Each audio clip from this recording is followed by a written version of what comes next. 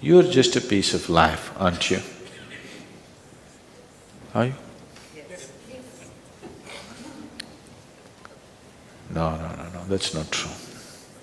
You're a bundle of thoughts, emotions, ideas, opinions and prejudices right now, not a piece of life. If you sat here just as a piece of life, not as a man, not as a woman, not as this, not as that, not as a thought, not as an emotion, just a piece of life, this would naturally reverberate with the rest of the existence. Right now, you invested too much on little things, like earning a living and having this and having that, and missing everything. Oh, should I not have this, should I not have that? Having is not the problem, clinging is the problem, isn't it? Having is not the problem. What you have, you become that after some time. See, suppose this was your vessel, it is not. Suppose if this was your vessel, and let us say this you inherited from your great-grandfather and it's made of gold. None of this is true right now. But suppose it is so, if I have to hurt you, I don't have to come and beat you, all I have to do is this. Life will go. And it's happening to you. Maybe you have not inherited a golden vessel from your great-grandfather, but every little thing that you acquire is taking your life in some way, isn't it? All these things we acquired, thinking that these things will make our life. See, we got these gadgets because we thought it'll make our life. Right now, this gadget has become a nuisance, we can't keep our hands off it. We're doing satsang, messaging somebody.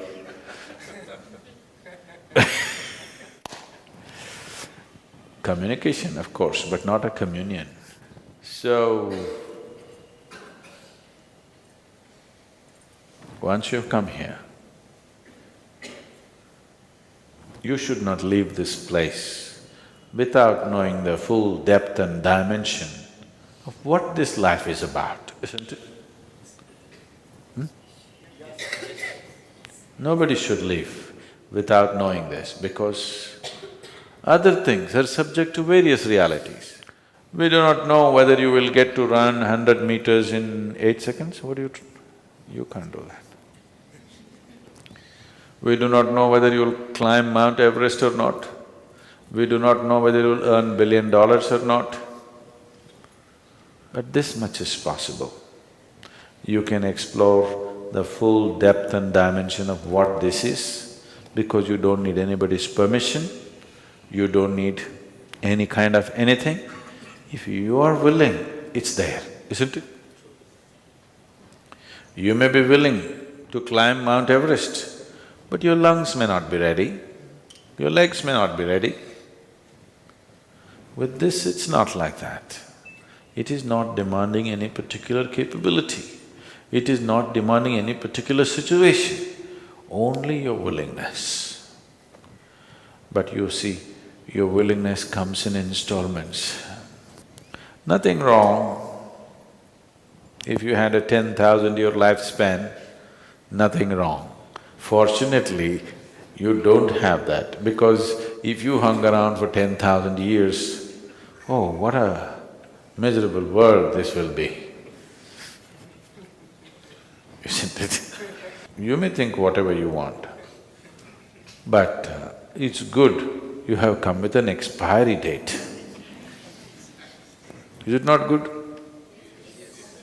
Have you noticed, on a particular day when you're very joyful, 24 hours, poof, just went off like a moment? You're miserable and depressed, one day goes like a eon. So only miserable people have a long life. Joyful people, even if they live to be 100, it's too brief. Before you know what's happening, it'll be gone. Really, it gets over too fast. But if you're miserable, you will live long. So it's a very brief life. And whatever is of paramount importance to this life must happen at the earliest, not day after tomorrow, isn't it? It must be today. So, the life process doesn't wait. You need to understand, your life is just a certain combination of time and energy. Energy we can manage, time you cannot manage. It's going away? It doesn't matter. You're awake, you're asleep, you're okay, you're not okay, you're happy, you're miserable. Going, going, going. As I'm talking, you're 2 minutes closer to the grave. Yes or no? Time you cannot manage, it's just going. You can only manage your energy, you can manage your activity. How you make use of the time, you can manage. But you cannot manage time, it's slipping away, isn't it? So if you recognize that your life is just a certain amount of time and energy, you would definitely invest your energy in a way it is most meaningful to this life, isn't it? But if you do not understand this, if you intentionally forgetful about the briefness of life, and you go about as if you're eternal. Yes, you are eternal, aren't you? On a daily basis, you're not aware that life will end for me, and it could be today. Not to be terrified, just to be in tune with the fundamental facts of life, that it is possible that our lives could end today, isn't it? Possible? We are not intending, we are not seeking that, but it's possible, isn't it? If you miss this, then you'll miss your whole life. If you do not understand that you have an expiry date and it is not even fixed like a pharmaceutical product that you have another 2 years to live, it could be just about any time. If you miss this one fundamental fact, you're sure to miss your whole life, because everything that's vital will be tomorrow, and tomorrow never happens. There is a certain superstition in South India, maybe it is here also, particularly in Karnataka, where on all the village homes, in red paint, it will be written, Nale Ba. Nale Ba means come tomorrow. They write it in red paint because devils will come wanting to enter your house and they can see only red. You didn't know this? Because they're looking for your blood.